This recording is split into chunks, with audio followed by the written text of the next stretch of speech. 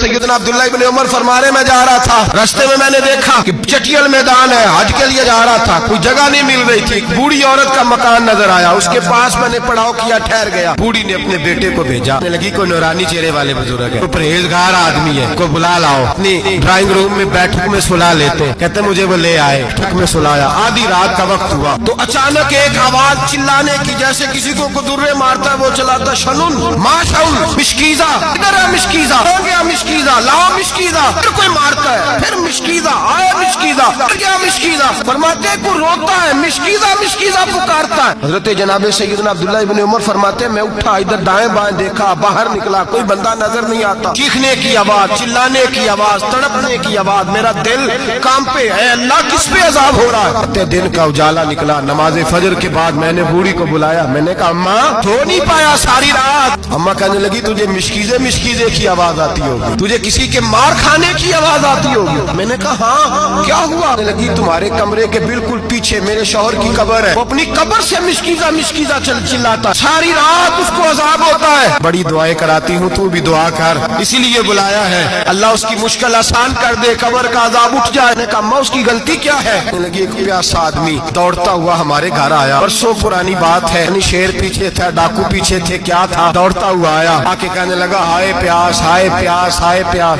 पानी मिल जाए पानी मिल जाए, पानी दे दो।